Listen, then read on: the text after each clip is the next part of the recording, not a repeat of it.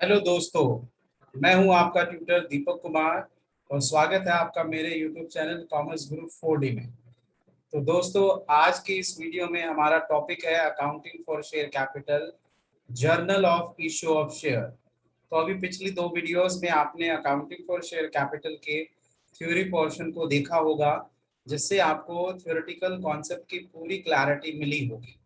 तो बच्चों, मकसद यही है कि टर्म वन एग्जाम नवंबर दिसंबर में जो हो रहे हैं, उसमें एमसीक्यूज आने वाले जो एक क्वेश्चन पेपर है, उसको हम बहुत इजीली क्रैक कर पाएं।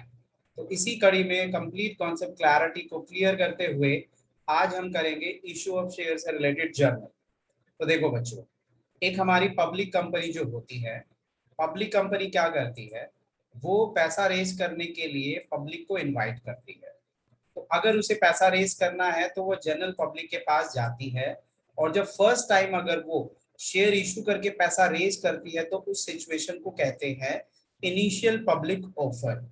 और अगर उसके बाद कंपनी को आने वाले टाइम में अगर पैसे की जरूरत पड़ती है, तो अगर वो शेयर इशू करेगी, तो उस आईपीओ को आईपीओ ना बोल के बोला जाएगा फॉलो पब्लिक ऑफर।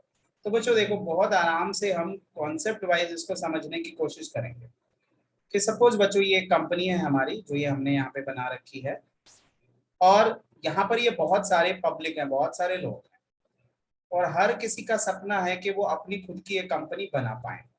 अब वो खुद की कंपनी तो नहीं बना पाएंगे क्योंकि उनके पास इतना पैसा नहीं है, इतना स्किल नहीं है, और ना ही उन्हें लीगल प्रोसीजर के बारे में पता है। बट फिर भी वो मालिक बनना चाहते हैं किसी ना किसी कंपनी में। तो ये जो कंपनी है, ये इनके सपने को पूरा करती है, और ये क्या कहती है कि मुझे कुछ पैसे की जरूरत है, तो आओ मेरे कंपनी में आप कुछ हिस्सेदारी में पैसा लगा दो। तो कंपनी इनके ड्रीम्स को पूरा करेगी। तो यहाँ पर ये कंपनी क्या है, जैसे कि for example 100 crore rupees raise करना है। अब कंपनी के पास यहाँ पर 20 करोड़ रुपीज जो है वो 5 मेंबर्स ने लगा दिए। मान लो उसके पास 5 मेंबर्स है। अब कंपनी को रिक्वायर्ड है 80 करोड़ रुपीज ऑल्सो।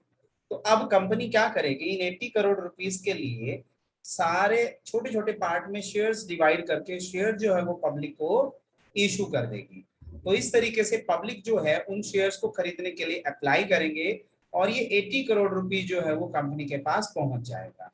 तो इस प्रोसीजर के अकॉर्डिंग हमने ये देखा कि कंपनी जब शेयर इशू करती है, तो शेयर इशू करने से पहले जो ये पब्लिक होती है, इनको ना बताती है अपनी कंपनी के बारे में कि शेयर कितने हैं, शेयर का प्राइस क्या है, कंपनी की परफॉर्मेंस क्या रही, कंपनी के प्रॉफिट क्या रहे हैं। तो उसके लिए एक डॉक्यूमेंट जारी करती है जिसका नाम होता है प्रोस्पेक्टस। जैसे बच्चों, आपको स्कूल और कॉलेज में एडमिशन के टाइम पे प्रोस्पेक्टस दिया जाता है।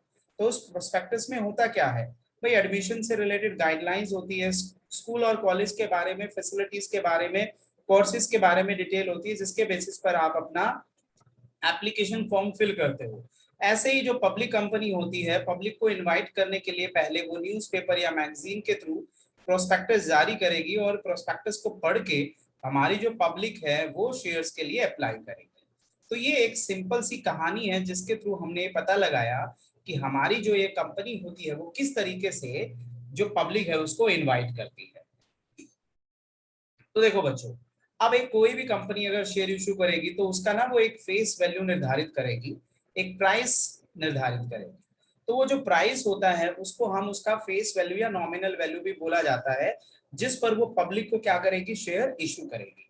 अब जैसे सपोज फॉर एग्जाम्पल कंपनी ने अपने शेयर की वैल्यू रखी 10 रुपीज। अब कंपनी ये 10 रुपीज या तो एक बार लमसम भी मंगवा सकती है और इंस्टॉलमेंट भी। तो बच्चों, हमारे आने वाले इस चैप्टर के अंदर जो प्रैक्टिकल कॉन्सेप्ट रहेगा वो इंस्टॉलमेंट बेस ज्यादा रहेगा, कि कंपनी ने जो ये पैसे हैं, फेस वैल्यू है शेयर की, वो पब्लिक से एक साथ ना मंगवा के इंस्टॉलमेंट में मंगवाया। तो एक बात यहाँ पर समझने वाली है बच्चों की, जब इंस्टॉलमेंट में पैसा आता है तो इंस्टॉलमेंट की स्टेजेस क्या होती है। सबसे पहले जब प्रोस्पेक्टस इशू करेगी कंपनी, तो हमारे जो पब्लिक होगी वो यहाँ पर अप्लाई करेगी, एप्लीकेशन डालेगी, एप्लीकेशन फॉर्म डालेगी कि वो बताएंगे कि we are ready to buy your shares. तो उस टाइम पे मान लो इस 10 रुपीज में से 3 रुपीज को मंगवा लिया गया। उसके साथ फिर जब कंपनी एश्योर हो जाती है कि now this much public is getting ready for purchasing shares, तो उस केस में अब शेयर्स उन्हें अलॉट किए जाते हैं, बांटे जाते हैं। तो उस टाइम पर भी हमारी जो कंपनी होती है वो इस 10 रुपीज की फेस वैल्यू में से 4 रुपीज मंगवा रहे हैं। और फाइनली फिर बाद में अगर कुछ पैसा हमारी फेस वैल्यू में से बैलेंस रह जाता है तो उसको हम कॉल करके मंगवा लेते हैं। तो ये जो प्रोसीजर होता है ये होता है शेयर इशू करने का इंस्टॉलमेंट के थ्रू। अब एक दो बातें और देखते हैं कि बच्चों जो शेयर होल्डर होते हैं वही हमारी कंपनी के रियल ओनर होते हैं, और जब कंपनी अच्छे प्रॉफिट कमाती है पैसों से तो उस प्रॉफिट का एक पार्ट जो होता है वो अपने शेयर होल्डर को देना पड़ता है, जिसको हम कहते हैं डिविडेंड। क्या कहते हैं? डिविडेंड। और एक बात बहुत इंपॉर्टेंट रहेगी कि जो डिविडेंड होता है वो पे करना कोई मैंडेटरी नहीं है कंपनी के पॉइंट ऑफ व्यू पे। अगर कंपनी के पास अच्छे प्रॉफिट होंगे तभी डिविडेंड पे किया जाएगा, लॉस की सिचुएशन पे डिविडेंड पे नहीं किया जाता है। तो देखो यहाँ पर हमारी जो पब्लिक कंपनी है अगर वो 10 रुपए का शेयर इशू करके पैसा रेज करेगी टोटल, तो वो जो टोटल पैसा रेज करेंगे हम शेयर्स के थ्रू उसको हम बोलेंगे शेयर कैपिटल। उसको क्या बोलेंगे? Share capital. तो बच्चों हमने देखा कि एक कंपनी जो होती है पब्लिक कंपनी, वो पब्लिक को ओनर बनाना चाहती है, पब्लिक के मालिक बनने के सपने को पूरा करना चाहती है, तो इसके लिए वो अपनी पूरी कैपिटल को स्मॉल पार्ट में डिवाइड करके शेयर्स के थ्रू इशू कर देती है। अब शेयर्स की 3 स्टेजेस बेसिकली रहती है पैसा मंगवाने की: एप्लीकेशन, अलॉटमेंट और कॉल करके। अब आगे देखते हैं हम। अब उसके बाद थोड़ा सा और देख लेते हैं कि हमारे पास शेयर जो होते हैं वो कितने तरह के होते हैं, तो ये भी जरूरी है करना। तो देखिए सर,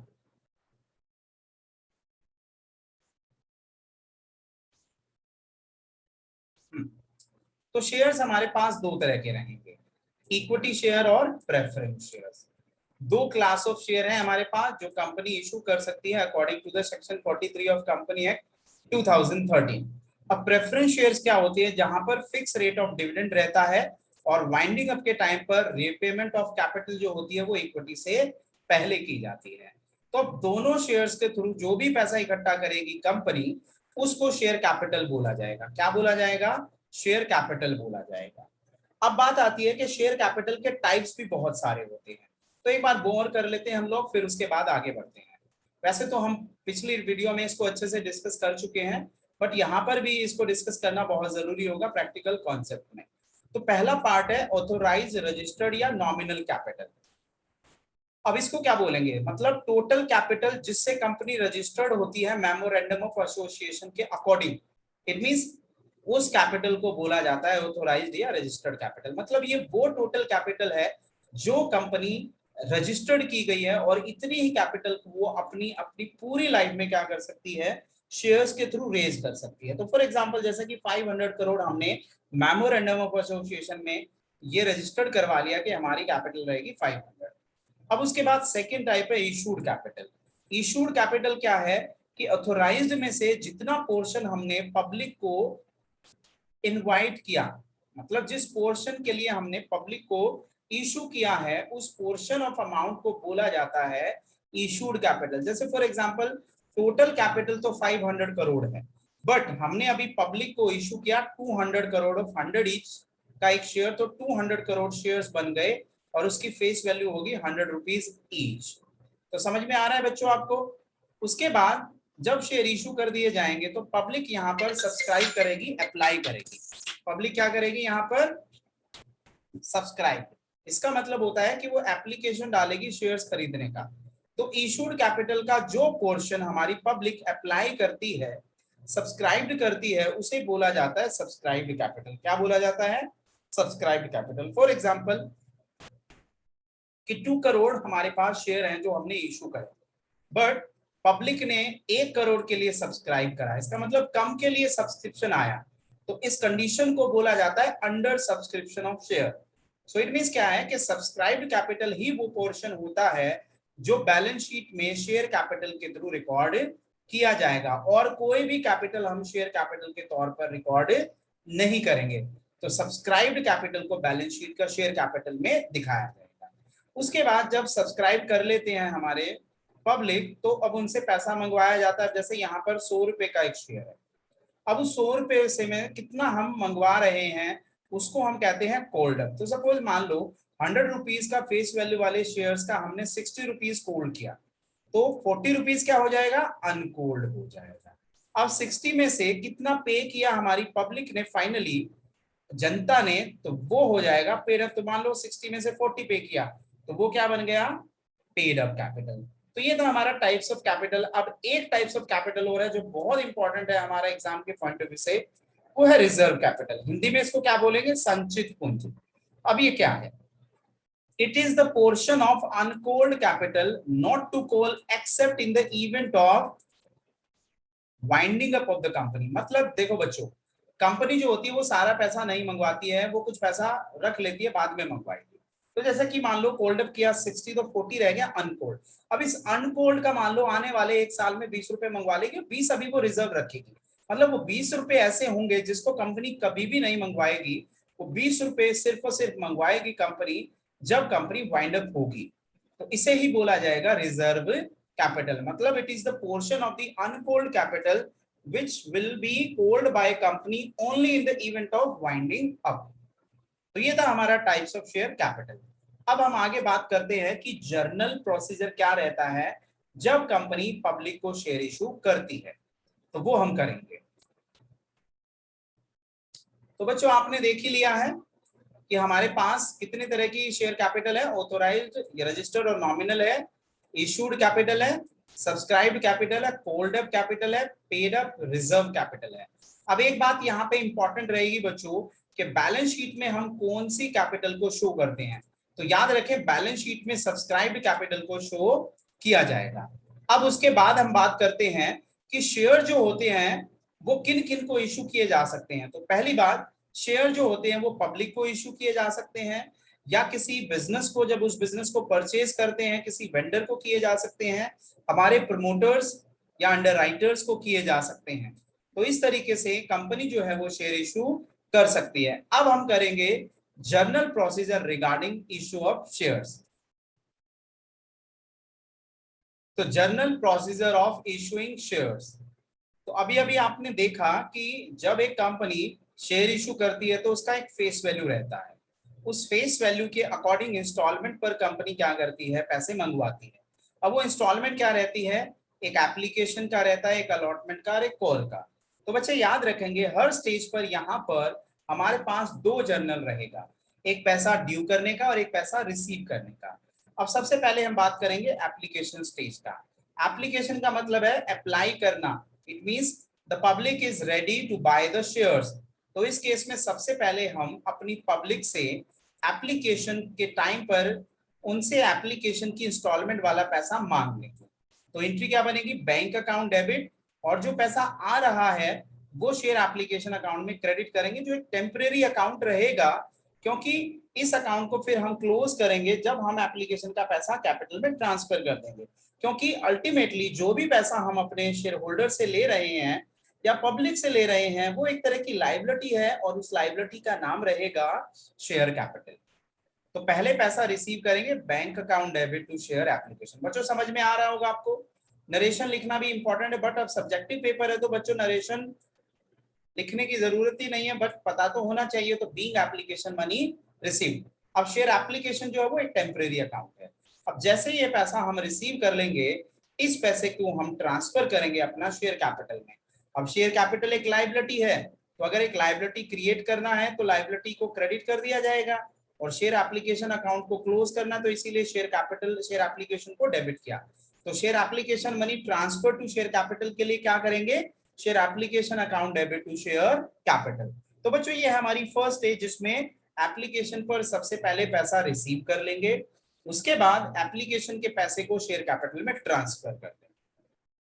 तो आया होगा आपको समझ में। चलते हैं हम अपना नेक्स्ट स्टेज पर, और नेक्स्ट स्टेज है हमारी अलॉटमेंट वाली। अलॉटमेंट का मतलब है कि अब फाइनली हमने ये मान लिया कि हमारे पब्लिक जो है वो शेयर खरीद रही है और वो हमारे लिए शेयर होल्डर है। तो शेयर होल्डर उनको बना लिया गया है, तो अब उन्हें अलॉटमेंट करना बहुत जरूरी है। इट मींस क्या है कि उन्हें शेयर बांटना बहुत जरूरी है। तो अलॉटमेंट के टाइम पर भी हम सबसे पहले ड्यू करेंगे। अभी आपने देखा कि एप्लीकेशन के टाइम पर हमने पहले एप्लीकेशन मनी रिसीव किया, उसके बाद ट्रांसफर किया, बट अलॉटमेंट के टाइम पे पहले उन्हें ड्यू करेंगे कि कितना पैसा बनेगा और फिर बाद में वो पे करेंगे। तो ड्यू का एंट्री क्या रहेगा, जिससे पैसा मंगवाना है उन्हें हम डेबिट करेंगे। तो यहाँ पर हमारे शेयर होल्डर्स हैं और वो अलॉटमेंट के टाइम पर हमें वो पैसा ड्यू कर रहे हैं। तो इट मींस क्या है कि यहाँ पर शेयर होल्डर्स के नाम तो नहीं लिख सकते हम, इसीलिए शेयर अलॉटमेंट कैटेगरी का नाम लिखा, स्टेज का नाम लिखा, शेयर अलॉटमेंट अकाउंट डेबिट, जितना पैसा हम मांग रहे हैं अलॉटमेंट के टाइम पे वो, और टू शेयर कैपिटल क्योंकि वो हमारे लिए एक लायबिलिटी रहेगा तो इसीलिए शेयर कैपिटल क्रेडिट हो जाएगा। तो पहले ड्यू करेंगे, तो being share allotment money becomes due, तो share allotment account debit to share capital. अब उसके बाद अब शेयर होल्डर जो है अलॉटमेंट का पैसा पे करेंगे तो डेफिनेटली बैंक अकाउंट प्लस हो जाएगा, तो उसको डेबिट कर देंगे हम लोग, और शेयर अलॉटमेंट के थ्रू वो पैसा आ रहा है तो उसको अब कैंसिल करने के लिए क्या करेंगे, टू शेयर अलॉटमेंट। तो देखो बच्चों ये अलॉटमेंट को ऊपर डेबिट किया था नीचे क्रेडिट, तो ये तो क्या हो गया, अपने आप में ही कैंसिल हो गया। तो देखा जाए तो जो भी पैसा हम शेयर के थ्रू ले रहे हैं वो हमारा एक अकाउंट में ट्रांसफर हो रहा है जिसका नाम है शेयर कैपिटल। अब थर्ड स्टेज आ जाती है बच्चों कॉल करना। कॉल मतलब जैसे फोन वोन करके बताना कि भाई तुम्हारा इतना पैसा ड्यू है, आप हमें इतना पैसा अब दे दीजिए। तो सबसे पहली बात ड्यू का एंट्री बनेगा, तो share first call account debit हो जाएगा और शेयर कैपिटल को क्या कर देंगे, हम क्रेडिट कर देंगे। तो अब एप्लीकेशन के बाद जितने भी स्टेजेस आएंगी पहले हम ड्यू करेंगे और फिर पैसा रिसीव करेंगे। ड्यू करने के लिए जिसका पैसा ड्यू हो रहा है उसको डेबिट करो और शेयर कैपिटल को क्रेडिट करो, और फिर ये पैसा रिसीव कर ले तो बैंक अकाउंट डेबिट हो जाएगा, शेयर फर्स्ट कॉल क्रेडिट हो जाएगा। इसी तरीके से अगर फर्स्ट कॉल के साथ साथ सेकंड या फाइनल कॉल भी होगा तो सेम एज इट इज हमारा जर्नल रहेगा। तो बच्चों ये है हमारा जर्नल प्रोसीजर शेयर इशू करने का। और इन सारी एंट्रीज को अगर देखें तो जो एप्लीकेशन अलॉटमेंट और कॉल के जो नाम से हमने डेबिट और क्रेडिट किया वो अपने आप में ही कैंसिल होके हमारे पास पैसा रेज करने के लिए एक एंट्री बन गया है, जो फंडामेंटल एंट्री होता है जब बिजनेस स्टार्ट करते हैं और मेंबर और ओनर उसमें पैसा लगाते हैं, और वो बन जाता है bank account debit to share capital account. Ultimately जब आप इसको टोटल करके देखेंगे तो वो एंट्री क्या बनेगी, bank account debit to share capital. तो प्रोसीजर बहुत ही सिंपल है बच्चों, पहले एप्लीकेशन पर पैसा रिसीव कर लेंगे, फिर अलॉटमेंट पे और फिर कॉल पर। एप्लीकेशन पे पहले रिसीव करेंगे तो क्या करेंगे, पहले करेंगे bank account debit to share, क्या करेंगे बैंक टू शेयर एप्लीकेशन, फिर share application to share capital हो जाएगा। उसके बाद अलॉटमेंट में हमारा पहले ड्यू होगा तो share allotment to share capital, फिर रिसीव करेंगे bank account debit to share allotment, और फिर कॉल का एंट्री रहेगा तो वही ड्यू पहले करेंगे तो share first call account debit to share capital, और फिर वही पैसा हम रिसीव कर लेंगे bank account debit to share. हाँ, अब बात करते हैं कि शेयर जो होता है वो किस प्राइस पर इशू किया जा सकता है। तो बेसिकली शेयर का एक नॉमिनल प्राइस होता है जो कंपनी फिक्स करती है, या फेस वैल्यू होता है जिस पर उसको पब्लिक को हम जारी करेंगे, इशू करेंगे। तो वो कंपनी डिसाइड कर सकती है, वो कुछ भी हो सकता है, 10 रुपीज, 20 रुपीज, 30, 40 कुछ भी। अब सपोज एक कंपनी की फेस वैल्यू 10 है, अगर कंपनी उसे 10 में ही इशू कर देती है पब्लिक को, नॉमिनल या फेस वैल्यू पर ही इशू कर देती है, तो उस सिचुएशन को कहते हैं शेयर इशूड एट पार। क्या बोलेंगे उसे, शेयर इशूड एट पार। इसमें अगर हमारा 10 रुपए वाला शेयर हमने 10 में इशू कर दिया है तो इसको बोला गया शेयर इशूड एट पार। अब बात आती है शेयर इशूड एट डिस्काउंट। क्या डिस्काउंट पे शेयर इशू किए जा सकते हैं बच्चों? अब सेक्शन 53 के according company is not permitted to issue shares on discount, only sweet equity shares को हम डिस्काउंट पे इशू कर सकते हैं। अभी डिस्काउंट का मतलब क्या होता है कि भाई फेस वैल्यू से कम वैल्यू पर इसको इशू करना। जैसे 10 रुपए का शेयर है, 1 रुपए का डिस्काउंट देकर 9 रुपए में इशू करना। इट मीन 10 रुपए की बजाय 9 रुपए पब्लिक से मांगे जा रहे हैं। पर इस तरह के जो शेयर्स हैं कंपनी अब परमिटेड नहीं है इशू करने के लिए। तो इट मीन हमारे पास दो ही कंडीशन रहेगी, शेयर इशूड एट पार और दूसरा है share issued at premium. Share issued at premium, तो प्रीमियम का मतलब होता है एक्स्ट्रा अमाउंट। तो जब फेस वैल्यू से ज्यादा वैल्यू पर शेयर इशू किया जाता है तो उसे कहते हैं शेयर इशूड एट प्रीमियम। जैसे कि 10 रुपए की फेस वैल्यू, 10 रुपए का एक्स्ट्रा अमाउंट ऐड करके 20 रुपीज में अगर हम शेयर इशू कर रहे हैं तो 10 rupees is called as premium. और प्रीमियम हमारे लिए होता है एक प्रॉफिट, और प्रॉफिट ऑलवेज होता है क्रेडिट। तो प्रीमियम के लिए एक अकाउंट ओपन किया जाएगा जिसका नाम है security premium reserve. Security premium reserve क्या रहेगा, security premium reserve, security premium reserve account. तो बच्चों दो बेसिकली यहां पर कंडीशन है, issued at par and issued at premium. अब बच्चों हमने जो जर्नल सीखा है उसका एक प्रैक्टिकल क्वेश्चन हम करते हैं। आपको बहुत अच्छे से समझ में आने वाला है अगर आप कॉन्सेप्ट को बहुत अच्छे से क्लियर करके चलेंगे। जल्दबाजी नहीं करना है, बिल्कुल एक एक टॉपिक को क्लियर करके आगे बढ़ना है। तो बच्चों जैसे कि एग्जांपल है छोटा सा, इशूड एट पार का हमने लिया है, इट मींस फेस वैल्यू पर ही उसको इशू कर दिया गया है। सपोज यहाँ एक्स लिमिटेड है, वो इशू करती है 10,000 शेयर ऑफ 10 इंच। तो यहाँ पे देखो शेयर्स कितने, नंबर ऑफ शेयर 10,000, एक शेयर का प्राइस है 10 इंच। क्लियर है? अब ये 10 रुपीज हम पब्लिक से कैसे मंगवा रहे हैं भाई? इसमें पहली स्टेज है एप्लीकेशन की, उस पर 3 रुपए मंगवाएंगे। दूसरी स्टेज अलॉटमेंट की है जिस पर 3 रुपए, फर्स्ट कॉल पर 2 रुपए और सेकंड कॉल पर भी 2 रुपए। तो इस तरीके से कंपनी ने इस 10 रुपए को 4 इंस्टॉलमेंट में मंगवा लिया।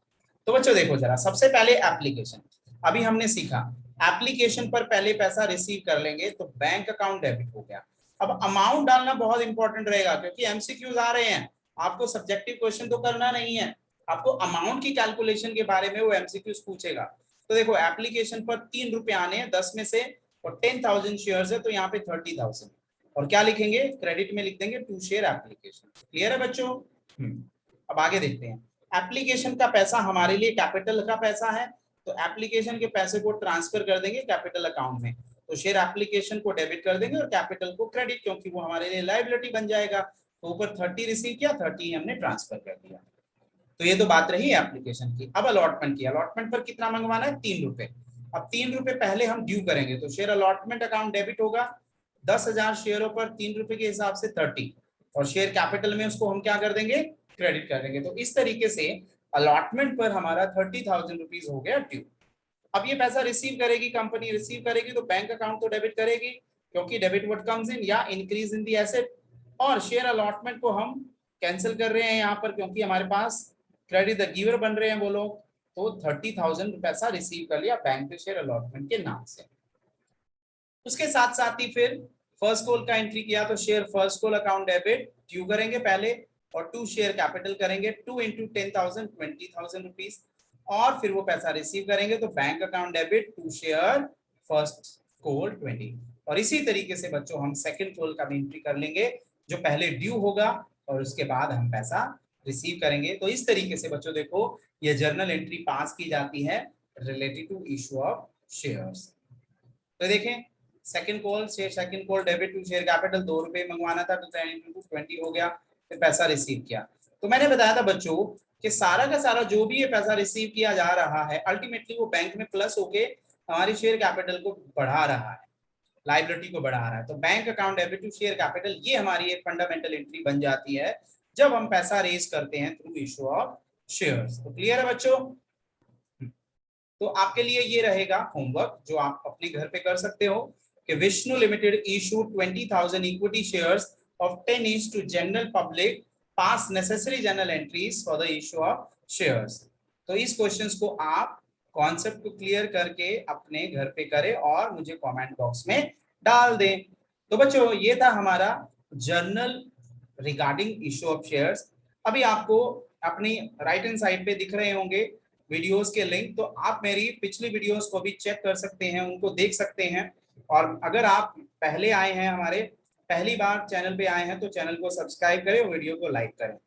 तो बने रहें मेरे साथ मेरे कॉमर्स गुरु 4D चैनल पर। आपको टर्म 1 एग्जाम के लिए बेहतरीन वीडियो यहाँ पे मिलने वाली है आपके कॉन्सेप्ट क्लैरिटी के लिए। तो गुड बाय, टेक केयर।